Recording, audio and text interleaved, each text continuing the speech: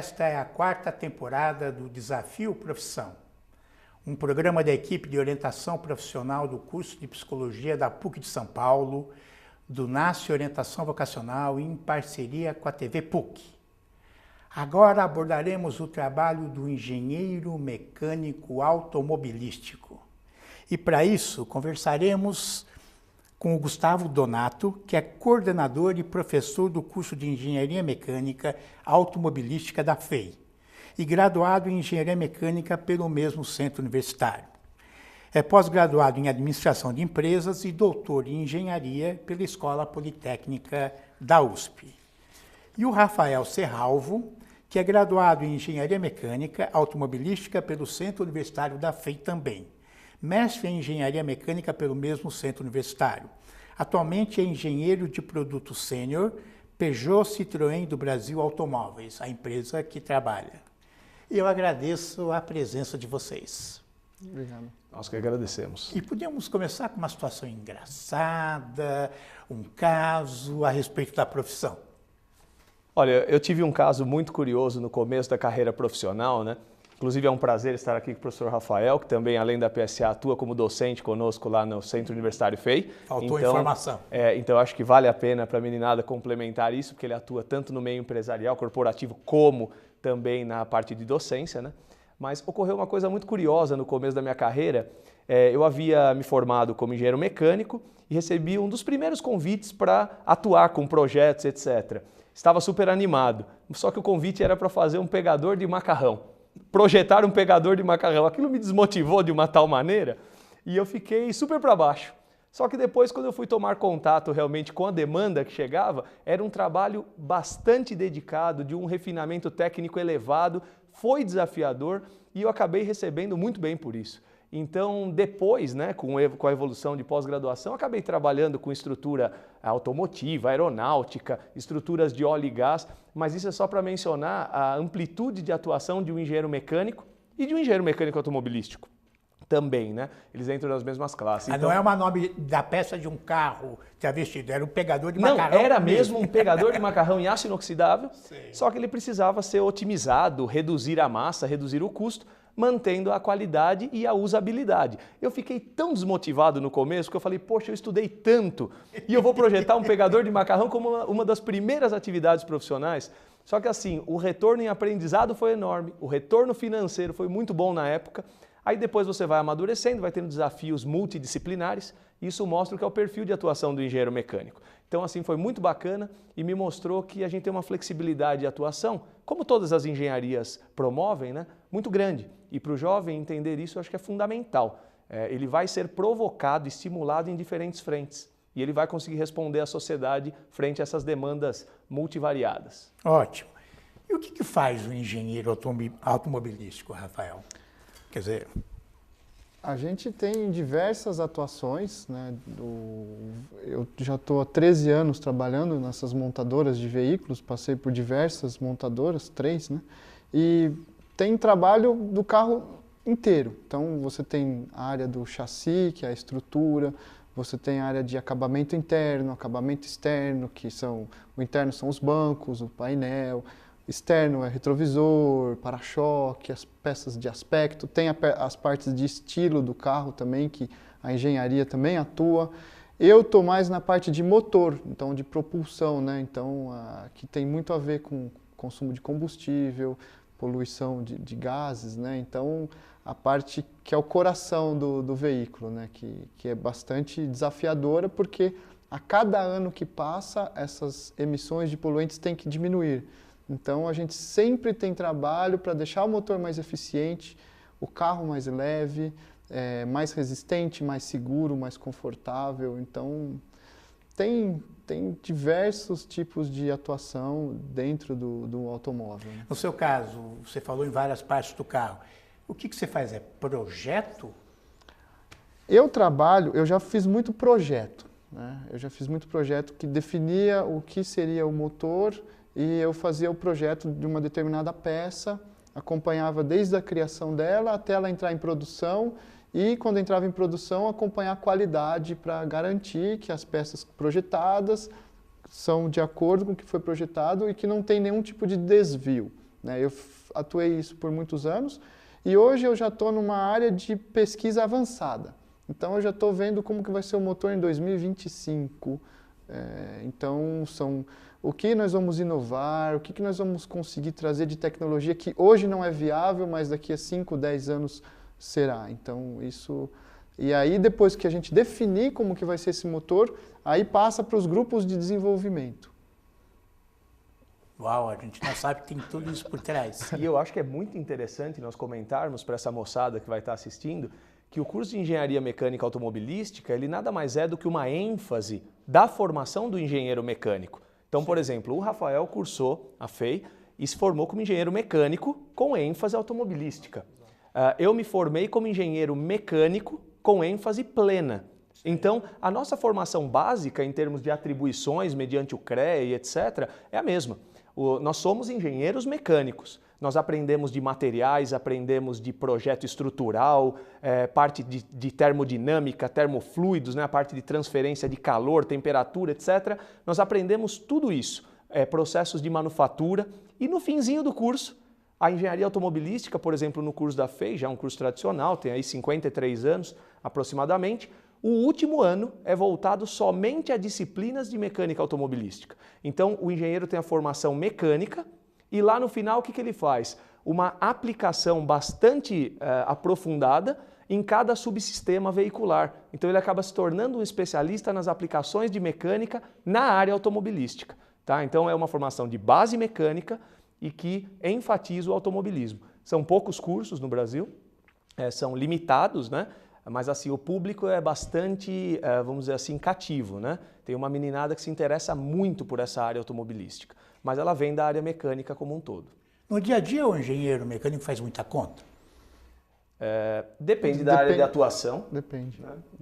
A resposta é depende, mas assim, se ele se mantiver na área técnica e não for para a área estritamente comercial, né? Que aí o networking acaba ganhando uma relevância ainda maior, mas na área técnica, eu acredito que o Rafael, assim como eu, tem que fazer isso, a gente utiliza muito.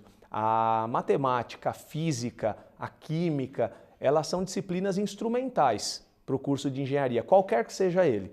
E não é diferente para o automobilístico. Nós trabalhamos com uma ciência que ela é predominantemente exata, determinística, né? E envolve muita conta. Hoje, é verdade, muito apoiada pelos recursos computacionais. Então nós usamos muita simulação virtual. O Rafael, por exemplo, para as pesquisas avançadas que ele trabalha na área automotiva, tem muita simulação. Hoje a minha especialidade é mais voltada à engenharia mecânica, então eu trabalho com previsão de falha, de explosão de gasodutos, plataformas de petróleo, esse tipo de coisa. Tudo é com base em simulações que fazem cálculos, milhões de cálculos, que a gente não teria como fazer na mão. O computador nos apoia, mas saber os fundamentos do cálculo e poder fazer manualmente também é um requisito importante para o engenheiro. Mas o computador hoje nos ajuda com muita coisa no dia a dia. Tem alguns jovens que falam assim, quando me procuram no NASCE, eu gosto de pôr a mão no motor, eu gosto de montar e desmontar. Mão na massa. Mão na massa. É um bom motivo para fazer engenharia automobilística? Tem suas virtudes também, né? Porque eu trabalhei 3 anos antes de ir para a Peugeot Citroën na Ford, que era no campo de provas, no interior de São Paulo. Então lá é uma pista de teste, né? E lá a parte mais experimental é um ponto forte. Então as pessoas testam os carros, elas constroem os protótipos. Então ali é muito mais ligado ao atributo do veículo. Então são pessoas que ficam dirigindo o carro, ficam testando um componente, outro, vão lá experimentar uma peça, troca, põe outra. Então ali é muito mais dinâmico, né? Muito mais esse mão na massa. Pega uma ferramenta. Tem espaço para todo mundo, né? Sei. Tem espaço para todo mundo. É importante mencionar para essa meninada o seguinte, um dos requisitos para que eles percebam se eles têm, né, o viés para a engenharia, normalmente, né, em caso geral, assim, em termos gerais, o engenheiro é aquele cara um pouco mais curioso, que gosta de mexer nas coisas, entender como que elas funcionam. Isso vai desde uma simples torradeira em casa, certo? Ele quer ter uma noção de como ela funciona, como é que é o mecanismo, ter uma mola, etc. E no veículo não é diferente.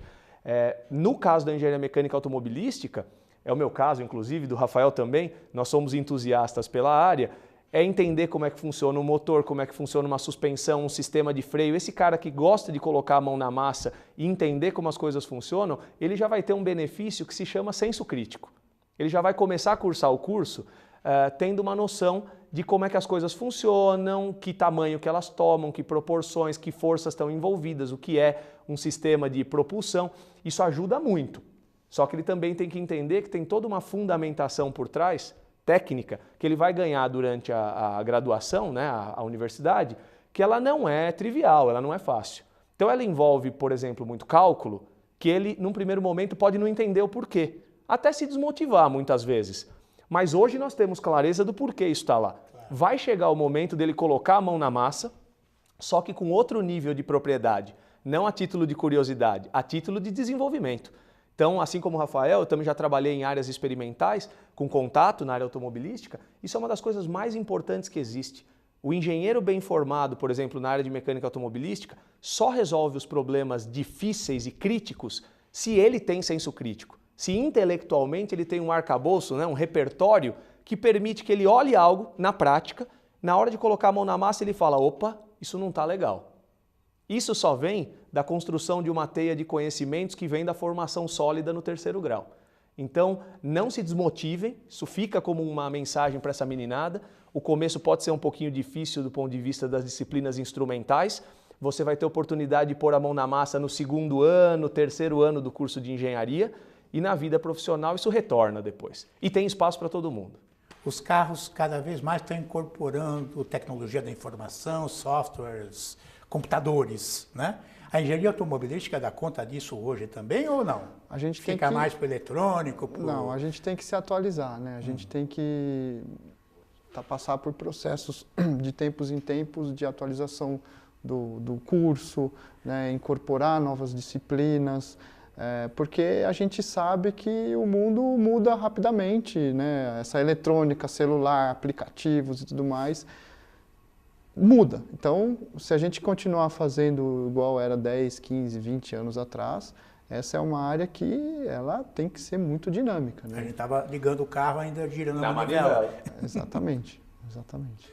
Então, o curso dá conta também de atualizar. Para que a audiência tenha uma ideia, hoje mesmo, pela manhã, nós estávamos conversando disso. Ontem eu tive uma reunião com um dos docentes da nossa disciplina do curso de mecânica automobilística, né, mecânica automotiva, chamada eletrônica embarcada. Nós temos disciplinas específicas que tratam disso. Disciplinas voltadas a controle de sistemas. A de eletrônica embarcada, por exemplo, é para justamente ensinar esse jovem de hoje que está cursando engenharia mecânica quais são os sistemas eletrônicos e elétricos que existem no veículo. É muito mais coisa do que eles imaginam.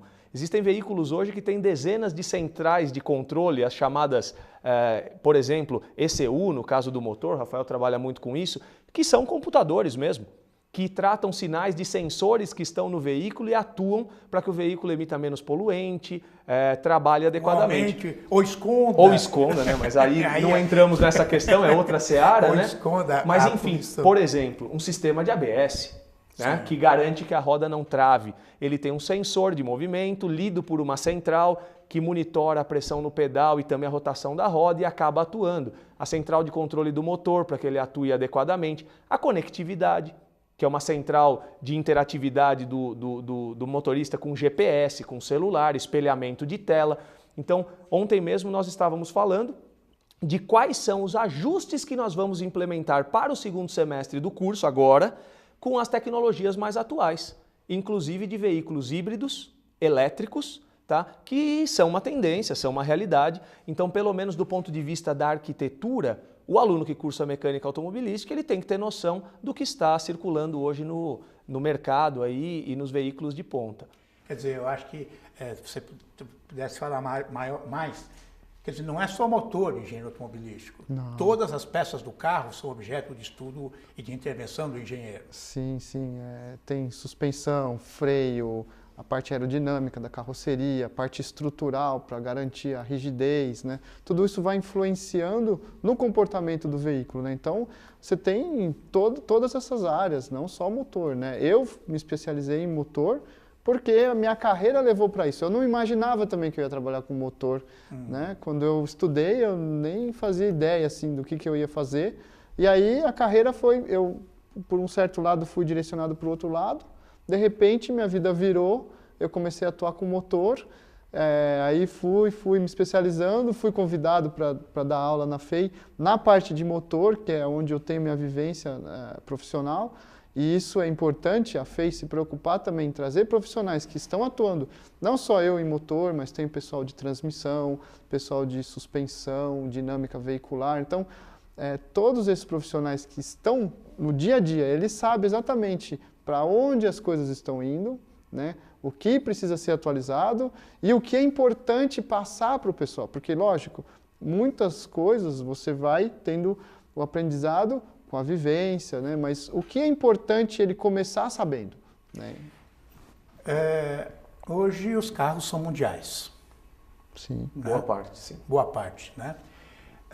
No Brasil existe pesquisa, desenvolvimento ou fica lá na metrópole? Essa é uma boa pergunta. Essa é uma boa pergunta. Existe, sim, claro que existe. Depende muito da estratégia, mas a gente precisa entender também que as matrizes, elas gastaram muito dinheiro no Centro de Pesquisa e Desenvolvimento da Matriz, né? Então lá na sede. Então é onde eles têm uma boa estrutura. Só que algumas coisas são muito particulares ao Brasil. Então eu posso falar, por exemplo, do combustível, né? O combustível aqui a gente tem o álcool. Então isso é já um grande diferencial para nós puxarmos o trabalho para o Brasil, para a gente fazer o desenvolvimento. Então isso eu posso afirmar que muitas montadoras de automóveis, né? Elas, e autopeças também, porque tem sistemistas, então não é só o fabricante do automóvel, mas o fabricante do sistema de injeção de combustível, né, do catalisador para diminuir as emissões, eles também têm grandes centros de pesquisa e desenvolvimento no Brasil. Eu posso afirmar, eu faço diversos testes, então existe bastante Quer pesquisa. dizer, não é mais só adaptação, então? Não. Não, tem desenvolvimentos. Por exemplo, na minha área de especialidade, que é a parte de integridade estrutural, a durabilidade da estrutura do veículo, que eu também estou atuando nos dias de hoje, né? Também tem pesquisa e desenvolvimento de veículos globais no Brasil. Então fazem ensaios de durabilidade, projeto por simulação virtual avançada de veículos que saem daqui e são distribuídos para o redor do mundo, América do Norte, Europa, Ásia e etc. É verdade que esses pilares macroeconômicos abalados que nós estamos vivendo ultimamente acabaram tirando um pouquinho do fôlego dos investimentos dos centros de pesquisa de alto nível em algumas empresas, né, por questões estratégicas. Mas nas últimas décadas, 2 décadas, nós tivemos um aumento desses centros de pesquisa, tanto nas montadoras como nos fornecedores e nos sistemistas, como o professor Rafael comentou. Então, assim, na área de integridade estrutural é igual. O nosso pavimento é muito diferente de outros países, muito desafiador. Nós temos que conviver com buracos, nós temos que conviver com vias não tão planejadas, né? Um trânsito caótico. Então isso muda muito. A condição de contorno de projeto aqui muitas vezes é mais severa do que lá fora. Então alguns veículos projetados aqui atendem com sobra os requisitos globais. E nós temos corpo de engenharia hoje altamente qualificado em termos de pesquisa, desenvolvimento e aplicação que consegue dar conta disso. Tá? Então, a gente vê com certa tristeza na engenharia mecânica automobilística o país perder um pouquinho da credibilidade, da atração de talentos e investimentos por uma questão econômica e problemas, né, éticos diversos. Mas, assim, em termos de competência técnica, o Brasil tem muito a oferecer. Então, falemos um pouco do mercado. A gente tem recebido notícias, né? 2016, que a área automobilística está sofrendo uma retração importante. Isso afeta o mercado de trabalho do engenheiro mecânico automobilístico? Eu acho que assim, não só o setor automobilístico, né? O Brasil como todo está sofrendo até questões políticas, né? Então tem muitas incertezas e, claro, abala, afeta. O reflexo também é a produção de veículos, né? A gente tem números cada vez mais baixos, mas a gente tem que aprender a fazer diferente, né? Então, eu tenho percebido que as empresas elas têm ficado mais eficientes, né? Então, a crise ela vem para te deixar mais forte, né? Mais competitivo, às vezes mais agressivo. Então é desafiador, muda, internamente, onde eu trabalho, mudou bastante. Meus colegas de outras montadoras mudaram bastante. Mas faz parte, né? Eu acho que não é específico para nós da automobilística, mas a gente sente, o mercado sente, mas ele não parou, né? E a gente continua porque talvez, por exemplo, produção, essas áreas diminuem mesmo, mas o projeto não pode diminuir. A gente não pode parar porque o que você vai vender lá na frente, né? E pesquisa e desenvolvimento, que é ainda mais de longo prazo, né? Senão você deixa de investir em algo que vai vir daqui a 10, 15 anos, que é o caso, por exemplo, da atuação do Rafael. Então aí você vai ficar fora do mercado, né? Então não pode, a gente não pode parar de trabalhar. Mesmo que a fábrica esteja parada, mesmo que tenha férias coletivas, né? Vocês estão acompanhando aí às vezes 2 férias, eles ficam 1 mês, 2 meses, né? Que antigamente não era. Você conseguia parar porque tem que fazer manutenção na linha, né? Você só fazia no período do final do ano, porque era 24 horas e tal. Agora, realmente, você fica 1, 2 meses até, mas nossa área de atuação, ela não para. Isso é importante. Os números assustam, tá? Então, se nós observarmos os números, por exemplo, da Anfávia, né? Existe ociosidade hoje, média, para veículos leves, né? Os nossos veículos de nosso conhecimento aqui geral, de em torno de 50% da produção. Então nós estamos produzindo 50% da capacidade instalada. O Rafael pode até me complementar se eu estiver errado, mas em veículos pesados, caminhões, ônibus, tratores, etc., essa ociosidade chega a 70% da produção em alguns casos. Por quê? Porque no momento de incerteza política, econômica, etc., quem vai investir? Porque o engenheiro automobilístico tem que entender o seguinte, um veículo de passeio, ele acaba sendo um item de consumo e etc. Mas um veículo pesado, que também é atribuição do engenheiro mecânico automobilístico projetar, é uma máquina. É um investimento que tem que se pagar. Claro. É um caminhão, é um ônibus, é um trator, isso tem que se pagar. E essa ociosidade está enorme por uma questão macroeconômica. Que muda, né? E obviamente resvala na empregabilidade do engenheiro, aquele recém-egresso e tal. Mas o Rafael comentou uma coisa que é fundamental. Sempre tem espaço no mercado, porque o mercado não para, ele diminui em alguns voos aí de galinha que o Brasil dá, mas os melhores continuam tendo espaço. Então o que eu incentivo essa meninada é, se formem bem, se capacitem, não parem. Hoje em dia, realizar um mestrado, como o Rafael fez, depois o doutorado, como eu também fiz, acaba sendo quase que mandatório para que nós estejamos na crista da onda. A maioria dos engenheiros automobilísticos trabalha.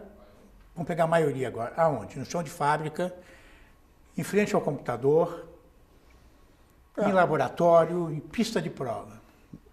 Computador é a maior parte, porque tudo que você faz, mesmo que você seja parte de teste e tudo mais, você tem que fazer os seus relatórios, você tem que colocar no sistema, seguir as normas da empresa. Então, o computador é uma realidade, todo mundo tem lá a sua mesa e tal. Óbvio, alguns fazem mais atividades que fora do escritório, alguns testes, então existem testes que você tem que fazer em nível do mar, você tem que fazer em altitude, no frio, no calor, né? Então o pessoal vai lá para Teresina para fazer missão a quente, o pessoal acabou de voltar, aqui está inverno, mas lá eles estavam 30 e tantos graus, né? Então depois eles vão lá para Campos do Jordão, para altitude, né? E aí, então, assim, eles têm o escritório deles por algum determinado momento, lá, no teste e tal, mas depois eles retornam, precisam fazer todo o relatório, né, e entender o que aconteceu para saber o que vai ser feito, né. Então, o computador é uma realidade. Alguns que trabalham nessa parte que o Gustavo falou, de simulação, né, que ele vai ver a estrutura, esses aí ficam realmente o dia inteiro, né, no computador.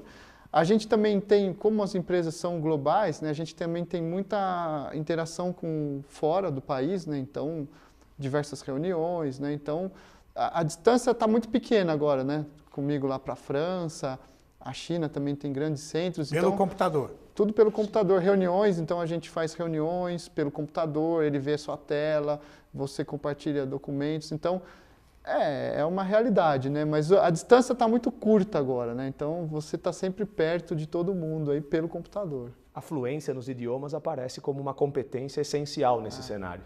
Não podemos deixar de mencionar. Então, o inglês é o V0, que tem que ser fundamental já no final da graduação, assim, ele tem que estar perfeito. E aí, dependendo da montadora, por exemplo, na PSA o Rafael é com a França, né? O francês, mas às vezes é chinês. Com a China, com os Coreano. Estados Unidos, né? Coreano, mas aí cada profissional vai se adaptar. Mas o inglês, eu diria que o inglês e outras competências que nós temos na engenharia mecânica automobilística, como por exemplo, saber desenhar em 3D no computador as peças, os veículos, etc. Saber usar softwares de cálculo matemático, como nós falamos um pouquinho mais atrás. O profissional tem que sair muito bem preparado nessas áreas. Nós falamos em design, quer dizer, falamos um pouquinho. Ele também tem formação em design? A gente, assim, o foco não é o design, né? Mas eu já acompanhei muitos engenheiros, inclusive tenho colegas que estão atuando tanto no Brasil quanto fora do país, que são engenheiros que trabalham no departamento de design.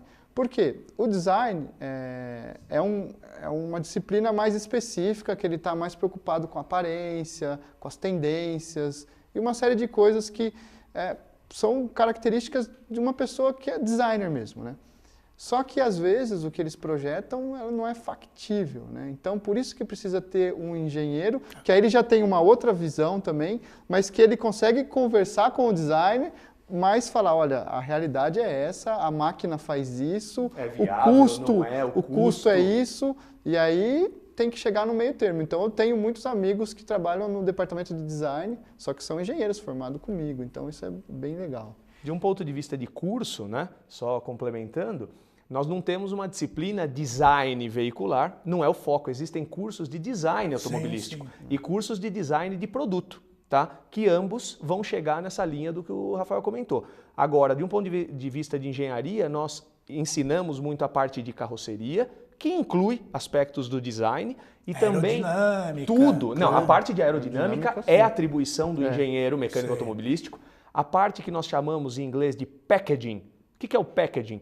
É fazer com que naquele design, naquela carroceria, tudo caiba nos devidos lugares. Eu tenho que ter espaço para um motor, eu tenho que ter espaço para os ocupantes, com ergonomia. Isso é função do engenheiro, não do designer. Então, não tem como nós trabalharmos de maneira isolada. Eu agradeço a contribuição de vocês e até o próximo Desafio Profissão.